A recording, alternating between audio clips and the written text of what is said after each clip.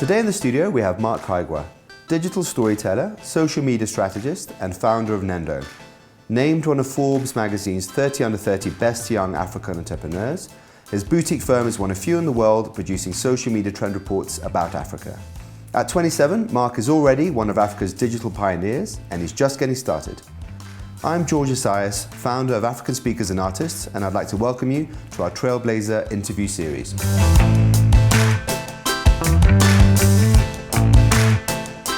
Mark Kaigwa, welcome.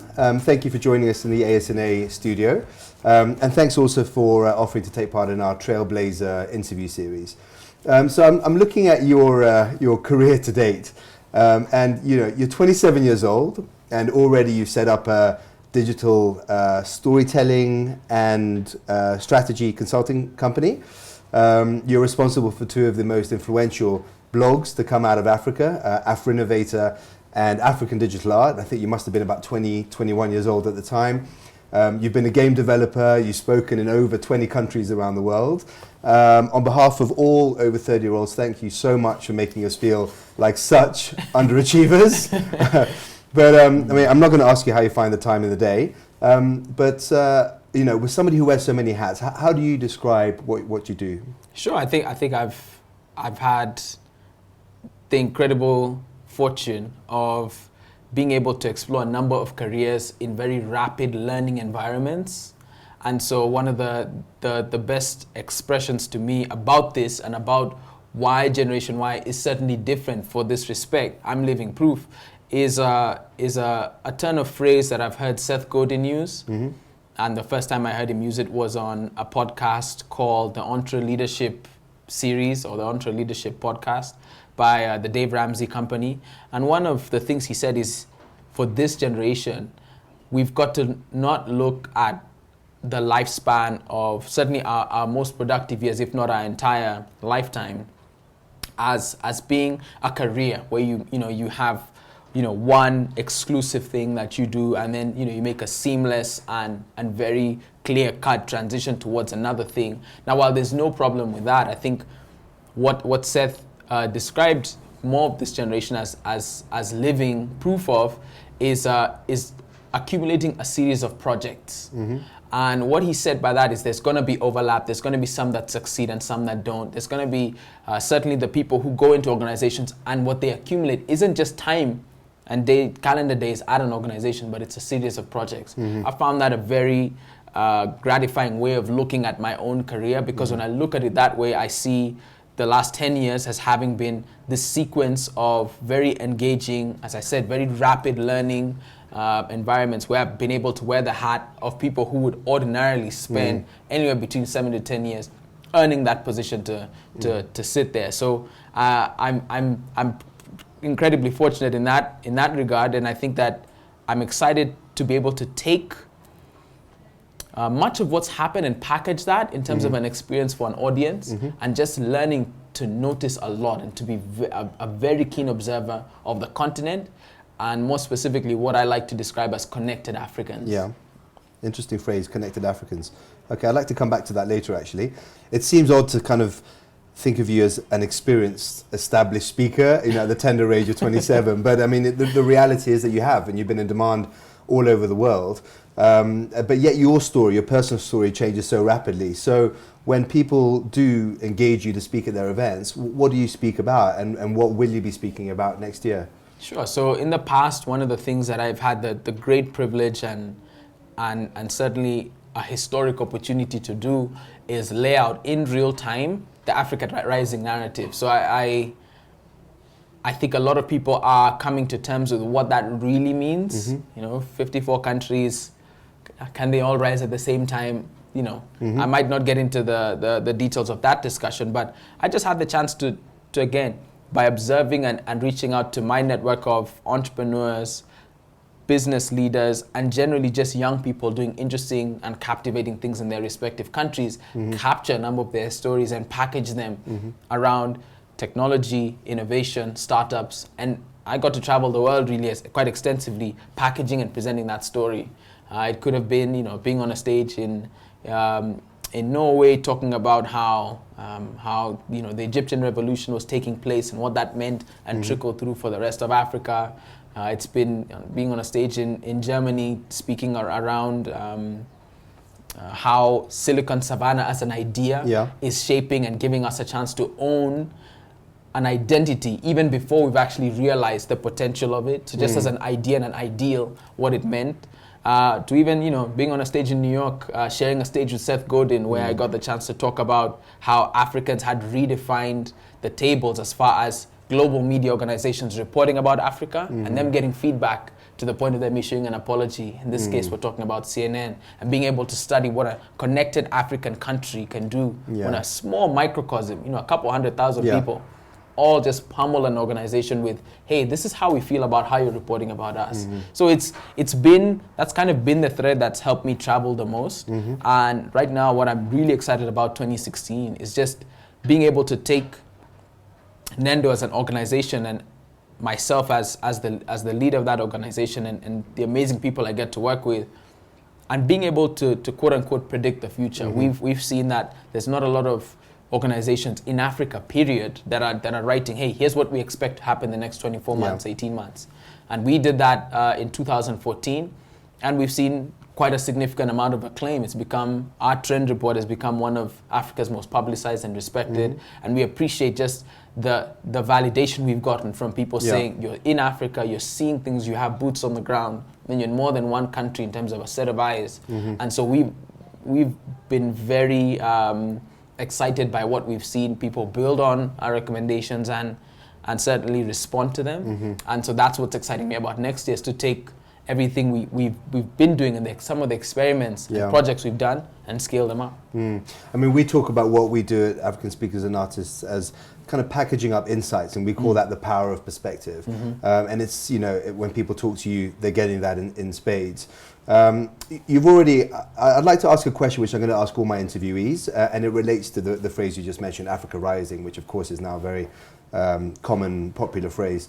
How, and again, I know that you may have to repeat some of what you said, but how do you feel this Africa Rising narrative relates to digital storytelling? I mean, we've seen an explosion of innovation and entrepreneurship all over Africa, but how do you see it aligned with the little area, or the quite big area now, of what you do and the space that you occupy? Sure. I think a big part of it I would tie back to being able to almost sell ourselves on a dream, right? So, you look at the continent. Let's just go back to let's say 4 years ago, 5 years ago, and you were looking at a continent that had not a chip on its shoulder, but certainly hadn't had the equal footing required for it to be able to express just how vibrant and how much of just this incredible woven tapestry it seemed to be for 54 countries. And it's almost an impossible assignment, to take, I don't know, Mauritania, Mauritius, to take, Luanda and Lagos, and to actually, create these, similarities and package them all under one brand. I mean, it's an assignment nobody would ever dare to do of Asia. And yet for Africa, we seem to have gotten to this place where the whole continent, people do find it easier to look at it as just one homogeneous place, right? So even when you say rising, well, there's always going to be, for example, the petrodollar-driven economies and what those do to boost up the numbers when oil prices were what they were. So for me, if I look at stories, I just look to what's been published over the last 5 years, and I see innovation and certainly technology having been at the core of what makes the Western world pick us, sit our back straight and say, what? Like they've had that for years, I know I tell this to people, and sometimes people go, they get quite surprised, but I've sat down, and this was years ago, but I've sat down and just broken down for someone how M-Pesa works and just watch their mind be blown.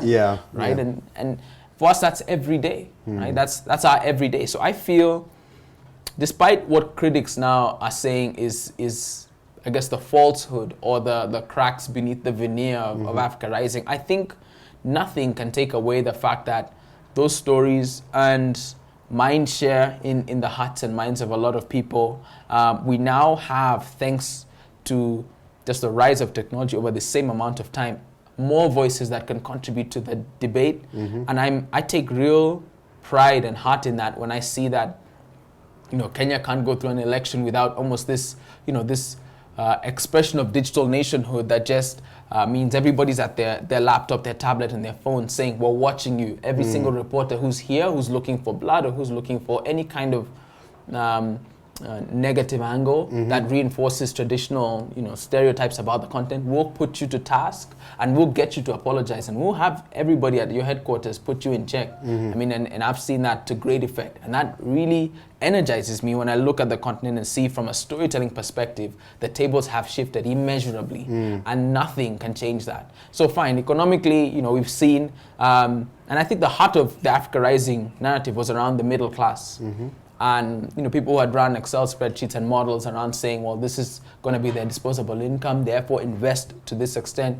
Now, there's certainly no kidding ourselves that some of those expectations haven't been met.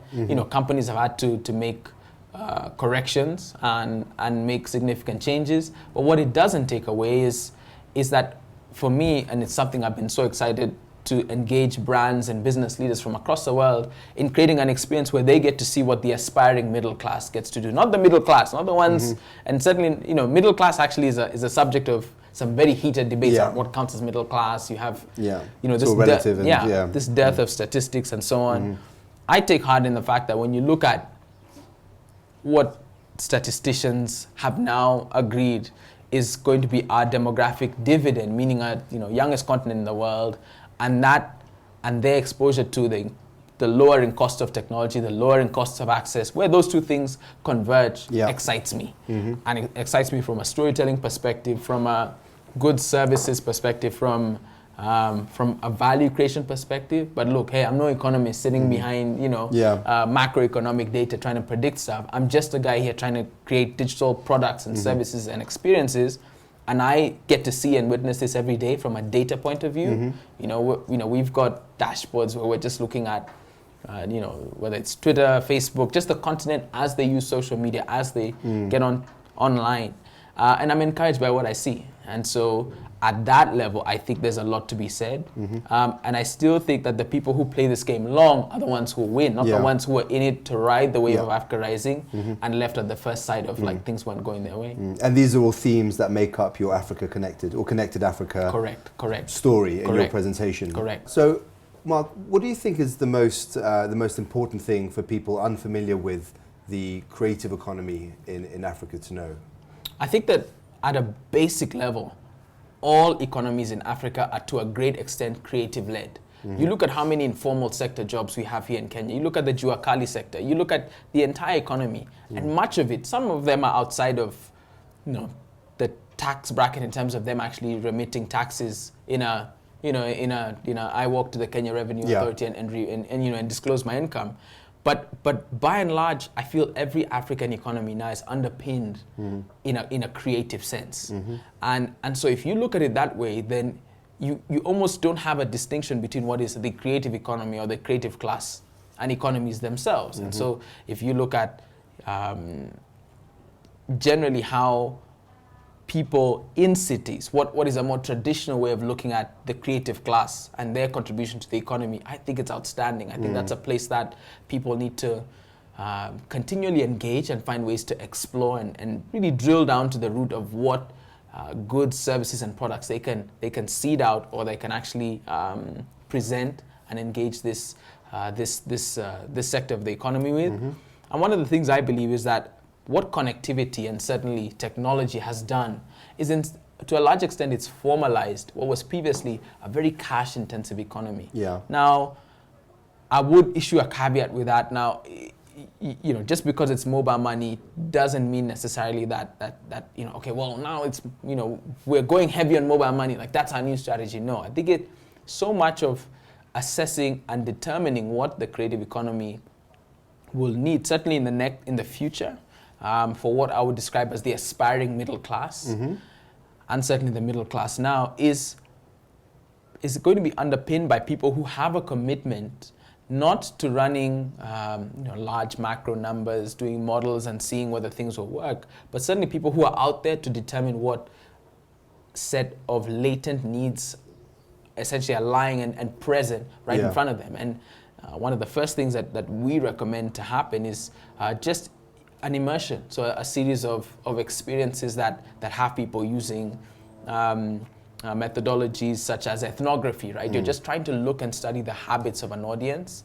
and just see what their realities are. And one of our trends for 2016 that I'm so excited about, I feel we've actually known it for some time, but we published the trends in 2016, so we have to wait until the publication to really beat the drum about it, is that the future of lending is to us such an exciting place to explore this same question. So if I look to just a couple startups there and just what they're doing, they're looking at the fact that there's already so many data points around mobile money, and yet not that many people, and it's a cultural thing to some extent, are borrowing, saving, and on the other, supply side, are lending. And yet, what happens when you take people where they are? You basically completely erase paperwork, and you say that if you have a connected device, we already have enough data points. Let us see, for example, what time you normally call people. Basically, if you call at off-peak hours past 10 p.m., what that shows is that you're price sensitive.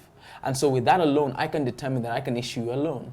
What happens when I see that your SMSs, you normally get sent a high amount of SMSs than you send out. What I can tell you is you have perhaps some reasonable amount of social connections. That also is a score itself.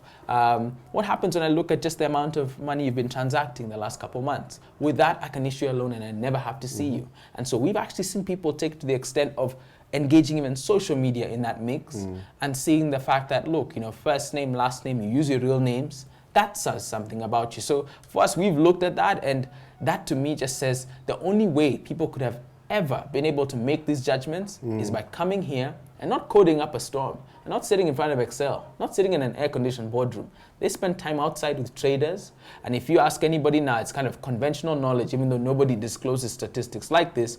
Much of the borrowing on many of these services happens between 1 in the morning and 4 in the morning. Yeah. Why is that? Because they're looking to get cash in hand to go and buy the goods that they'll have sold by the end of the day. They need cash at that time.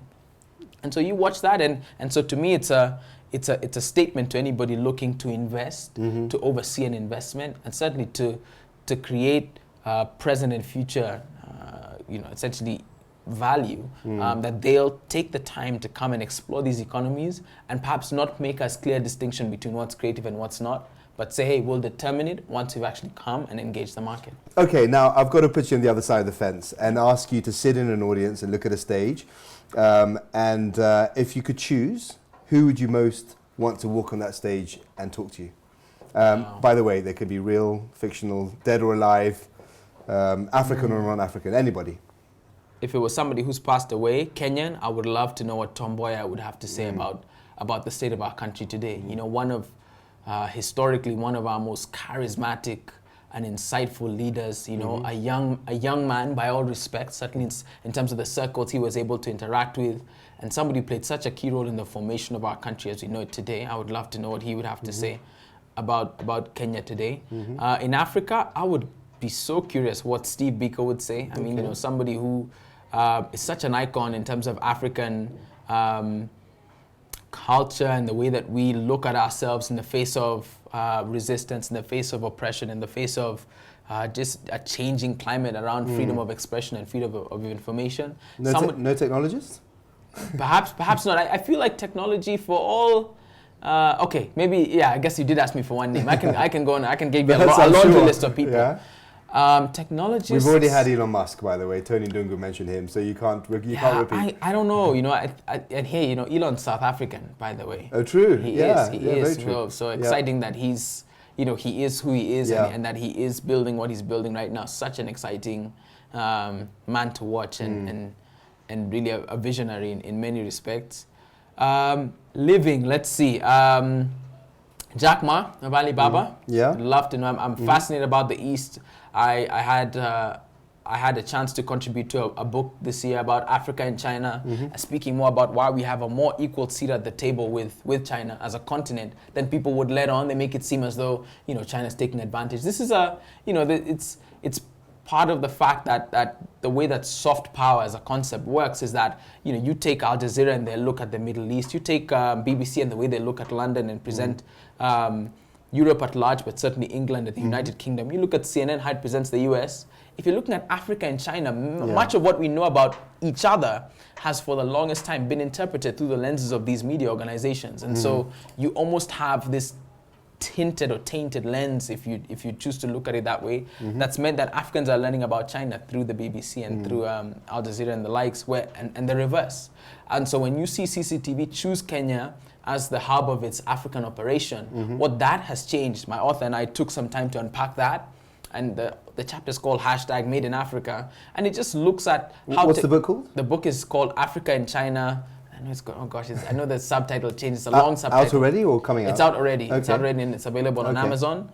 Yeah. And it's by a lady. It's edited by a lady called Alexandra Gazala. We'll put a link into the video. Sure. Yeah, and she's a scholar based out of Oxford. Okay. And a big China and Africa scholar. So we just looked at technology: Kenya, South Africa, China. Yeah. Let's kind of take people out of the picture and look at hot topics like ivory, hot topics like perception, China side, Africa side, through those two countries.